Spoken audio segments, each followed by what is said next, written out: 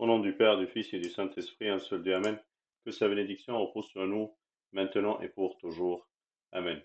Ce soir, je vais discuter avec vous encore un péché qui nous traverse et qui est parfois un peu difficile à comprendre, qui est l'orgueil.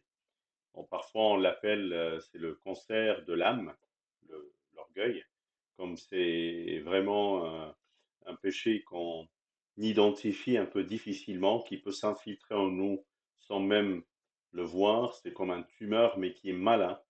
L'orgueil est aussi, les pensées d'orgueil sont aussi malignes, qui peuvent nous infiltrer et nous travailler, nous éloigner de Dieu et même peut induire encore d'autres péchés qui sont aussi plus complexes. Euh, le problème, c'est que l'homme, de sa nature, il aime bien être félicité. Il aime les paroles douces, les paroles de félicitations, les paroles de encouragement. Donc, on va aussi essayer de comprendre la différence entre l'encouragement, dont on a peut-être besoin parfois, et les pensées d'orgueil. D'abord, le Seigneur, il nous a bien expliqué, il nous a bien dit que l'arrogance précède la ruine. Donc, la pensée arrogante, la pensée de l'orgueil, c'est pas celle-là qui me donne l'encouragement. L'orgueil précède la chute, donc ça peut pas être de l'encouragement. Donc on a besoin vraiment de distinguer l'encouragement de l'orgueil pour vivre l'un et éviter l'autre. Et surtout que, bon, on a besoin parfois de se voir fort pour passer un examen, pour passer une épreuve. J'ai besoin de chercher la confiance en Dieu, la confiance en moi-même, que le faible dit que je suis fort en Christ, en Dieu. C'est le Seigneur nous invite à le vivre. Donc, comment vivre l'encouragement en évitant l'orgueil? D'abord, l'arrogance et l'orgueil, la voix du mal, la bouche perverse, voilà ce que je hais. Le Seigneur, il hait ces péchés-là. L'arrogance, l'orgueil, la voix du mal, la bouche perverse qui dit des mensonges. Voilà ce que le Seigneur n'aime pas. Il va jusqu'au point de résister aux orgueilleux. Mais je se montre favorable aux humbles. Dieu déteste le regard arrogant et la voix de l'orgueil.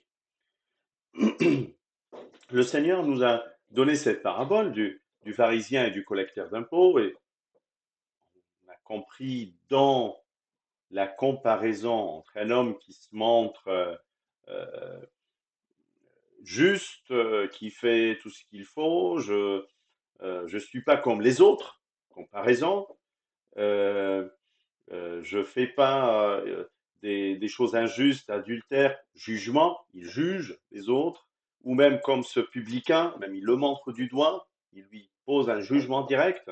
Je jeûne 2 fois la semaine, je donne la dîme de tous mes revenus. Il voit comment il pense que tout cela sort de lui-même. Et donc, il se donne la raison du bien qu'il fait, il juge les autres et aussi il se compare aux autres. Il a fait 3 choses. Le publicain à distance, qui n'osait même pas lever les yeux, voyant la lourdeur de son péché, il se frappait la poitrine, il savait la lourdeur de son péché, il se disait, oh Dieu, sois apaisé envers moi qui suis pécheur. Il voit que il attend du Seigneur l'aide et il voit, il reconnaît son péché. Il n'a pas cherché à se justifier. Il a dit, mais qu'est-ce que je fais? Je collecte de l'impôt, c'est mon travail, c'est mon métier, mais qu'est-ce que je fais? Qu'est-ce qui est de mal dans ce que je fais? Non. Il a vu qu'il ne mérite pas. Il n'est pas digne de s'approcher du Seigneur. Dans cette parabole qui nous paraît un peu difficile à comprendre en disant, mais c'est normal, ben voilà, il fait le bien, il se montre bien. Mais le problème de l'orgueil, c'est que il commence toujours par une comparaison. Je me compare à une autre personne et je sais que je suis plus fort que cette personne-là. Et je le fais parce que je veux me voir grand, je veux voir ce que je fais. Et par les pensées de comparaison, s'infiltre dans la suite des pensées de euh, justification du mal ce que je fais. Mais, ah oui, je fais ça parce que si et cela, je trouve des justifications, même si je vois un peu de mal chez moi, mais j'essaye de le camoufler et le justifier pour ne voir que le bien qui est en moi. Voilà tout ce que j'ai fait. Il n'a pas cité un péché, hein, ce pharisien. Aucun. Il n'a jamais vu un de ses péchés. Il les a tous justifiés. Et du coup, il ne les voit même pas. Ensuite, il juge les autres. Je ne suis pas comme ce publicain, je ne suis pas comme lui, moi, non, non, jamais. Je ne suis pas comme les autres qui ne viennent pas à l'église. Ah oui, mais ah, pourquoi ces gens-là, ils viennent à l'église, je connais ce qu'ils font dehors, ou ce que connais ci ou cela, et je commence à juger, et me voyant supérieur à cela. Et puis voilà, ce n'est que des pensées d'orgueil. Ce n'est que des pensées qui me font perdre le vrai chemin du Seigneur. Et même être en opposition, et selon Saint Jacques, Dieu résiste aux orgueilleux. C'est difficile, c'est compliqué de voir ça. Mais pourquoi tu te mets dans cet état que le Seigneur résiste à tes pensées, résiste à ce que tu es? Il n'a jamais aimé le comportement de ce pharisien. Et c'est d'ailleurs une parabole dite par Jésus lui-même, par le Seigneur. C'est-à-dire, il veut qu'on évite ces éléments et ces péchés. Donc, pour éviter l'orgueil, évite les pensées de comparaison, évite les pensées de jugement, évite de justifier tes péchés. Saint Grégoire le Grand, il dit qu'il y a 4 formes, 4 types de âme arrogante. Elle s'imagine que le bien qui est en elle vient d'elle-même. Écoute, hein, j'ai donné les dîmes, j'ai payé ci, j'ai acheté cela, j'ai donné ça à l'église, j'ai fait ci, j'ai fait cela. C'est moi qui a travaillé, c'est moi qui a bossé, et puis voilà. Il ne voit pas que c'est la main du Seigneur quand même qui l'a protégé, qui l'a guidé, qui lui a donné tout cela. Il ignore complètement l'existence de Dieu dans sa vie. Elle attribue aussi à elle-même leur mérite personnel de l'avoir reçu de Dieu, même si dit, ah, merci Seigneur que tu m'as donné ce que j'ai, je suis pas comme les autres à qui tu n'as rien donné. Merci Dieu que tu m'as donné la santé, tu m'as donné la maison, tu m'as donné la... Merci. Et dans cette façon, il justifie son arrogance. Il se voit comme s'il mérite ce que Dieu lui a donné. Ou elle se vante de vertus qu'elle n'ont point. C'est là, vraiment, où on voit l'hypocrisie qui est présente dans les âmes orgueilleuses. Attention, parce que si tu cherches par exemple, tu as passé toute la nuit devant la télé, et puis le matin, tu vas au catéchisme et tu veux que un autre catéchiste fait le cours à ta place, et puis tu dis, ah, écoute, toute la nuit, j'ai pas bien dormi, ah, je veux du café, je veux du machin, je suis très fatigué, je suis épuisé, tu peux pas me remplacer, tu peux pas. Et puis, écoute, dans la façon dont tu te montres, c'est de l'orgueil parce que tu n'as pas avoué que tu as fait un péché. Tu lui as pas dit désolé, j'ai pas vu le temps passer, désolé, je j'ai pas profité du moment, désolé, je me suis pas bien préparé pour faire le cours, mais à la place, tu cherches à te justifier par la fatigue, par le sommeil, comme si tu as passé la journée d'hier à faire plein du travail, plein de boulot, plein de choses, et tu mérites euh, la pitié des autres pour t'aider. Mais c'est pas vrai. pas vrai. C'est un mensonge.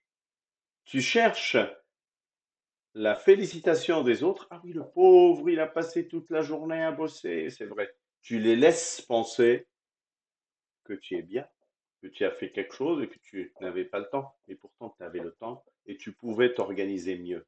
Et au lieu de s'excuser, parce que ton orgueil t'empêche de t'excuser, tu cherches à te justifier. Elles veulent qu'on se voit,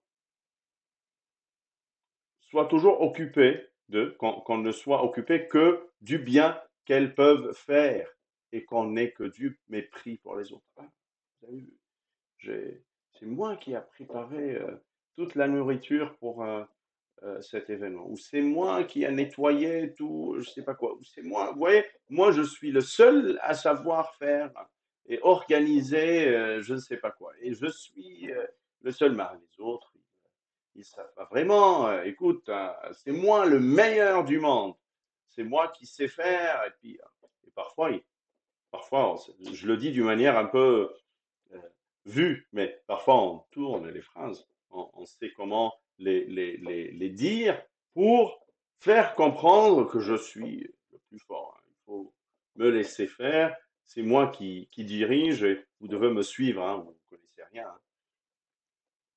Mais ce n'est que de l'orgueil. Ils veulent que tout le monde s'occupe d'eux, de la félicitation, tout le temps. C'est ainsi que le pharisien n'attribue qu'à lui seul le mérite de ces bonnes choses. C'est parce que je suis bien que Dieu m'a donné tout ça. Ah, Dieu, félicite-moi. C'est une grande différence entre les félicitations et l'encouragement. Vous savez, l'encouragement, c'est des âmes méprises, de la mépris, quelqu'un qui est méprisé, quelqu'un qui a besoin d'encouragement. L'état de l'âme est complètement différent. Si tu as besoin, on a tous besoin d'être encouragés, parce qu'on aime bien être encouragé par nos parents, on aime bien être encouragé par Abouna, par euh, quelqu'un de nos proches, n'importe quelle femme, être encouragée par son mari quand elle fait un bon repas, elle lui dit bah, bravo, tu as bien travaillé, c'est bon, c'est délicieux, parce que c'est du boulot que tu as fait vraiment. Tu prétends pas que tu l'as fait.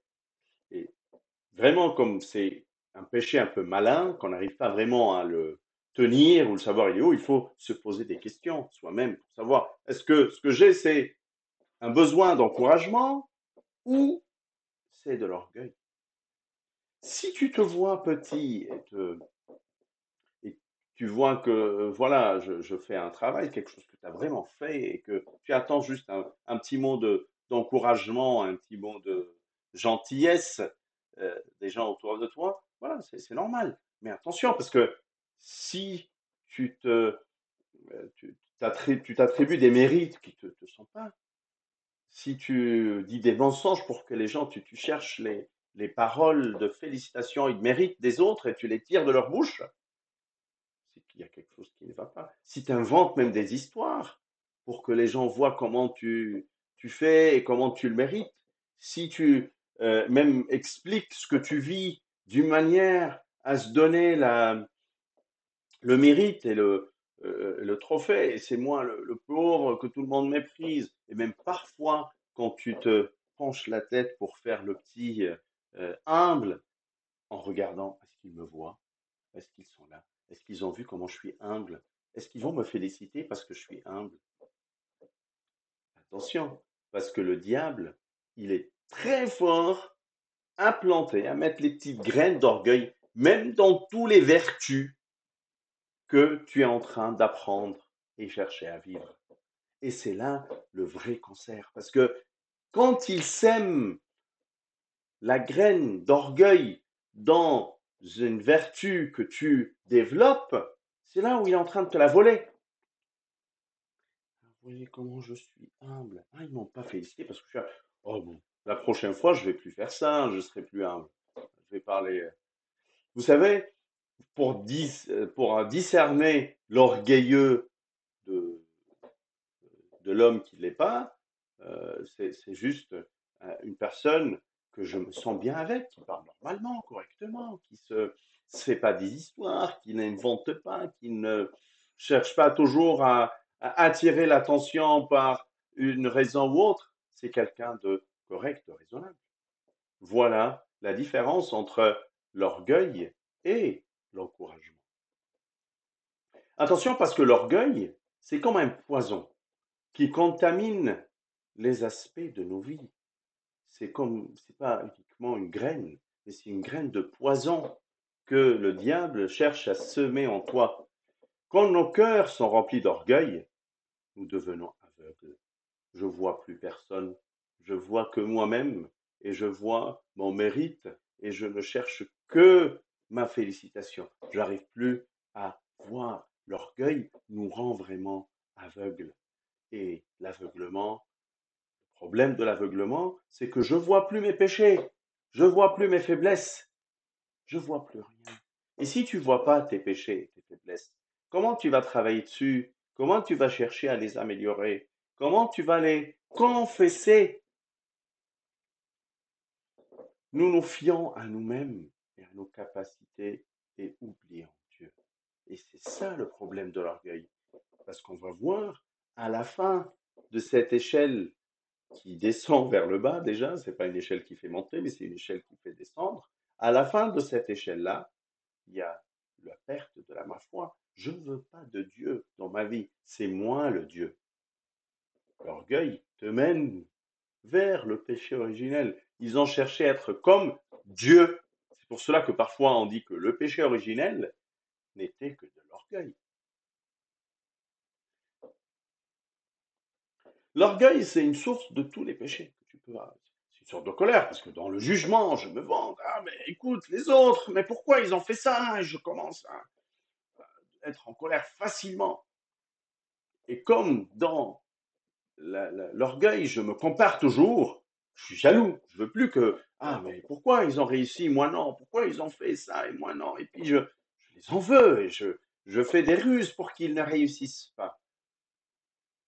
Je juge les autres, je fais des préjugements sur, ah, mais parfois même dans une, si on, certaines personnes, on pense, bah, pourquoi vous n'avez pas parlé quand on était ensemble?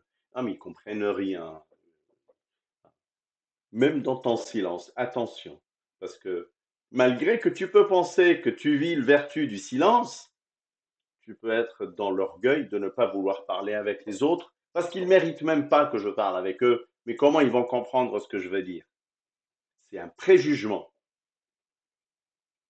Comme je vous ai dit, c'est aussi parfois, si je veux me vanter, me montrer le plus puissant, le plus fort, je peux glisser dans des mensonges, dans des idées perverses, dans n'importe quoi que je raconte juste pour chercher le mérite. C'est de l'hypocrisie, c'est de la justification de mon péché. L'orgueil est une source de péché. Et comme je vous ai dit, il nous mène vers la perte de la foi. Le méchant dit avec arrogance, il ne punit pas. Il n'y a pas d'enfer, il n'y a pas de vie éternelle, il n'y a pas de vie après la mort. Il n'y a point de Dieu. Voilà toutes mes pensées. C'est qui a dit ça? C'est David, le psalmiste, psaume 10, depuis très longtemps. 1000 ans avant Jésus-Christ, depuis 3000 ans, David a reconnu que le fait de nier l'existence de Dieu n'est qu'une pensée arrogante. Ce n'est que de l'orgueil. C'est moi, Dieu. Moi, je connais tout, hein. Écoutez, mais je gagne ma vie, je sais le bien, je sais le mal. Ça me sert à quoi, ce Dieu-là? J'attends rien de lui, hein. Et c'est des pensées qui tournent autour de nous. Attention, ce n'est que des pensées arrogantes qui ont commencé par des pensées justes de comparaison, de savoir que je suis le meilleur, que de s'imaginer que je fais tout juste, tout bien, donc je me justifie tout le temps. Et à la fin, je termine par dire, il n'y a pas de Dieu.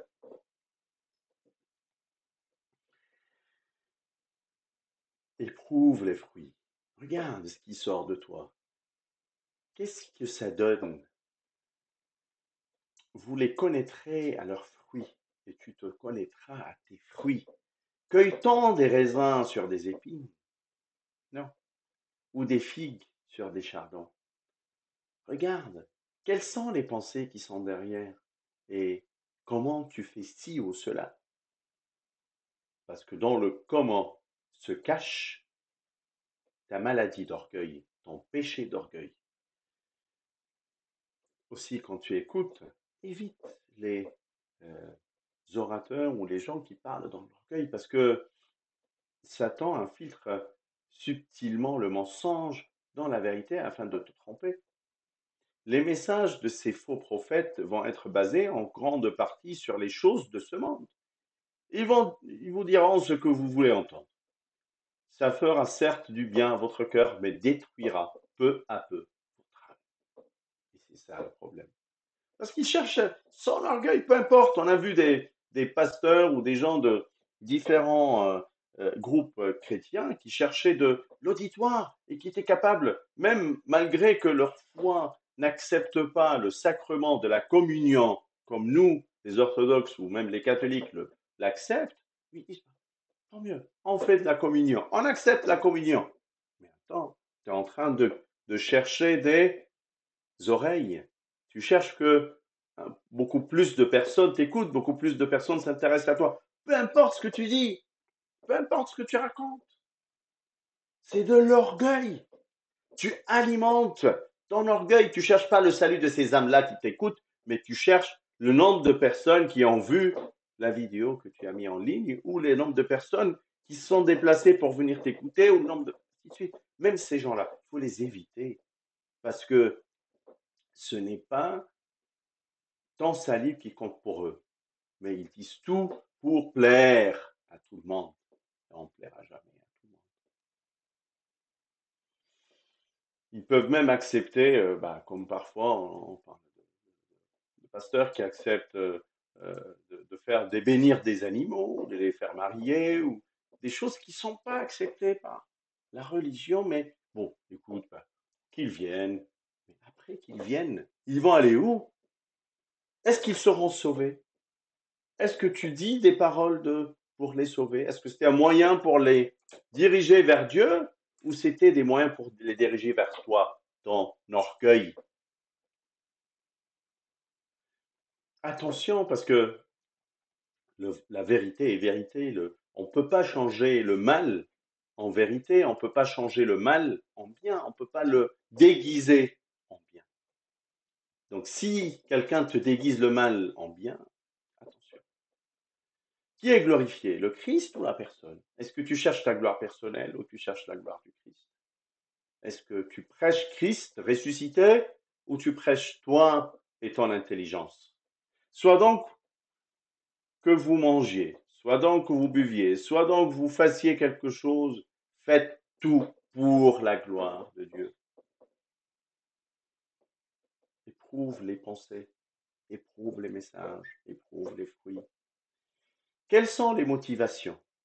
Nul ne peut servir de maître, car où il aimera l'un, il aimera l'autre. Où il s'attachera à l'un et méprisera l'autre. Vous ne pouvez servir Dieu et maman. Maman, c'est le Dieu de l'argent. Donc, tu ne peux pas servir Dieu et l'argent, ou tout ce qui est un gain. Il faut servir Dieu et le reste, tu l'auras. Un encouragement. Et pourquoi pas? Ça ne fait pas de mal, l'encouragement. Mais si tu le cherches, toi, et tu le regardes et ça te fait plaisir, ah, il m'en dit cela. Je suis le meilleur. Attention, il y a une grande différence. Et éprouve-toi pour voir, est-ce que des paroles d'encouragement, c'est normal, ou je les attends? C'est qui fait la différence. L'ego dit, quand tu seras en place, quand tout sera en place, je trouverai la paix. Tout ira bien, je vais trouver la paix. Mais l'âme dit, trouve la paix et tout se mettra en place. Parfois, on justifie même le manque de paix. Ça va pas bien, il me manque des choses. Il me manque encore des choses. Dieu, donne-moi ci, cela, ça, et puis après, je vais sentir la paix. Quand je vais avoir tout ça, je serai en paix. Mais tant que tu m'as pas encore donné tout cela, tu m'as pas encore donné ta paix. Mais l'âme intelligente qui connaît la présence de Dieu, dit Dieu, je veux te trouver toi la source de ma paix et tout va bien après. Si tu cherches le Seigneur comme source de ta paix, si tu t'approches de lui, tu le glorifies lui et sa présence dans ta vie et tu donnes toute la gloire à lui, tu évites ton ego. Mais ton ego, tu dis non. Il t'a pas encore donné ci, il t'a pas encore donné cela. Il n'était pas honnête avec toi. Il t'a passe des pensées de doute vis-à-vis de Dieu, mais d'orgueil vis-à-vis de toi. Et du coup, tu crois en toi et tu crois pas en Dieu. C'est un grand problème de se croire en lui, en soi-même, que tu deviens le centre de ta foi. Je crois en mes capacités, en ce que je sais faire. Je suis le meilleur, je sais plus que les autres, je me compare facilement, je juge les autres, je justifie mes péchés. Si tu fais cela, attention, tu vis déjà dans le cancer de l'orgueil.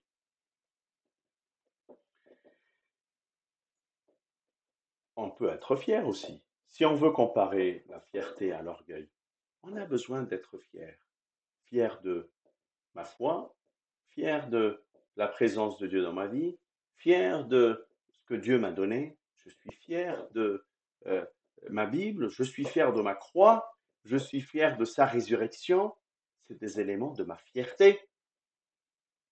C'est une grande différence entre l'orgueil et la fierté. C'est une conscience, c'est un discernement. Je connais aussi dans cette conscience et dans ces discernements les limites de la fierté. Parce qu'attention, ça peut commencer par une fierté et puis tu termines comme ce pharisien qui dit mais c'est parce que je le mérite. Dieu me l'a donné, il ne me l'a pas donné à l'autre publicain ou collecteur d'impôts. Donc attention, ce sont des sources, des points d'entrée. Ils sont bien, les paroles d'encouragement, la fierté que tu peux avoir, la confiance en Dieu. Tout ça, il faut les avoir, il ne faut pas les perdre. Il ne faut pas t'abaisser. C'est pas parce que tu veux atteindre que tu as la tête baissée comme ça et tu perds ta confiance en toi. C'est pas du tout ça. Comme je vous ai dit, l'orgueil, c'est de s'imaginer, comme Saint, Saint Grégoire le Grand nous l'a appris dans son dictant, c'est quand tu cherches à t'inventer des choses qui ne te sont pas propres. C'est pas de toi. Ne t'invente pas des vertus qui ne sont pas réelles et qui ne sont pas vraies. Et cherche que les autres te félicitent même pour des choses qui ne sont pas vraies. Même pendant la messe, tu fermes tes yeux et tu fais semblant que tu pries. Mais qu'est-ce que tu fais? Tu réfléchis, qu'est-ce que je vais faire après, dans la sortie que je veux faire avec mes potes, où est-ce qu'on va aller, qu'est-ce qu'on va manger. Mais on voit que tu fermes les yeux. Attention, parce que c'est pas le fait de fermer les yeux qui compte, mais comment tu lèves ton cœur derrière. Ferme tes yeux, oui, mais veille sur tes pensées. Veille sur tout ce qui tourne dans ta tête. Va jusqu'au bout. Parce que le diable sème ce poison dans cette vertu, la prière. L'orgueil cherche à impressionner d'une manière démesurée, sans limite, juste cherche à impressionner. Plouf! J'étais le plus fort. Attention, il y a une grande différence entre fierté et orgueil, entre encouragement et orgueil, entre confiance en Dieu et orgueil, entre tout ce dont on a besoin comme élément de source de force et d'encouragement et ces pensées d'orgueil. Fais gaffe. Avant la ruine, le cœur de l'homme s'élève, mais l'humilité précède la gloire. Vous savez, c'est vraiment la vraie humilité qui peut te protéger de l'orgueil. La vraie humilité. Parce que parfois, on fait semblant d'être de s'abaisser un peu. Mais c'est pas vrai. Parce que si, même dans l'humilité, il y a un poison d'orgueil, parce qu'ils ont vu que je suis humble. Si tu fais ça, vaut mieux que tu t'arrêtes, prends du recul, tu t'examines, tu éprouves tes pensées, tu éprouves toi-même, tu te mets en question et tu dis, mais Seigneur, j'ai besoin que tu m'aides pour que je traverse ces ravins de mort, cet orgueil, cette maladie de mort qui me traverse et qui me mange. Et dans ce cas-là, évite les mensonges, commence par éviter, si tu le fais, évite de te dire des choses qui ne sont pas vraies juste pour être félicité, évite de te comparer avec les autres, évite complètement. C'est pas bien de se comparer. C'est encourageant dans un sens, mais c'est difficile dans l'autre. Si tu veux te comparer, mais raisonnablement, sans s'en vouloir, sans jalousie. Si tu sais faire ça, tu peux. Mais si tu ne sais pas faire ça, à chaque fois que tu te compares, tu es dans la jalousie ou tu es dans le jugement, il vaut mieux éviter. Il faut fuir les comparaisons. Évite le jugement. Évite de dire, ah mais ils ont fait ça. Si tu te mets rapidement en colère, attention, ça peut aussi refléter l'orgueil que tu as, que tu tolères rien. J'accepte plus. Et surtout, cherche à voir ton péché. Pense à, mais si ils voient aussi mes péchés, est-ce qu'ils vont me féliciter? S'ils voient mes faiblesses, tout ce que moi j'ai caché, tout ce qu'ils n'ont pas vu, tout ce que j'ai fait en cachette, si c'est dévoilé, est-ce qu'ils vont dire les paroles que j'attends d'eux? Ah, Seigneur, merci Dieu que tu m'as protégé, que tu m'as couvert par ton pardon, moi le pécheur qui ne mérite pas, parce que tu vois tes péchés. La vraie humilité, c'est de reconnaître ses péchés et sa faiblesse. La vraie, pas celle quand on fait semblant. Je dis, ah oui, je sais. Ah, il a fait ci, mais moi aussi, j'aurais pu faire ça si j'étais à sa place. Et même ça change la façon dont tu lui parles, comment tu t'exprimes, comment tu lui parles, comment tu lui transmets l'enseignement. Avec arrogance ou avec pédagogie. C'est pas pareil. Dans l'humilité, la pédagogie, elle est présente. Mais dans l'arrogance, il n'y a jamais de pédagogie. Attention à cette maladie, à ce grand péché. Vis la résurrection de Christ, sa ascension aux cieux. Reçois le Saint-Esprit dans la fête de la Pentecôte qu'on va vivre dimanche prochain, avec amour, avec joie. Seigneur, j'ai besoin des fruits du Saint-Esprit, mais je reconnais qu'il y a les épines de l'orgueil qui sont en moi. Ces épines empêchent que ces graines poussent. Et à chaque fois qu'il y a un petit fruit, il l'abîme avec les épines de l'orgueil. Seigneur, aide-moi à être plus fort que mon orgueil, être fort dans mon humilité, être fort dans ma véracité, de me reconnaître, de voir ce que je suis, de vivre ma réalité, de ne pas me comparer aux autres, parce que si je veux me comparer, je dois me comparer à toi, source d'amour, source de joie, source de justice. Et moi, je suis faible. Je dois être à ton image, mais je n'arrive pas à le devenir. Je reconnais ma faiblesse. Je reconnais mon besoin de ta présence dans ma vie. Aide-moi à vivre comme tu l'as vécu, humble dans la chair, pour vivre la joie et la gloire de la résurrection avec toi. Gloire à Dieu éternellement. Amen.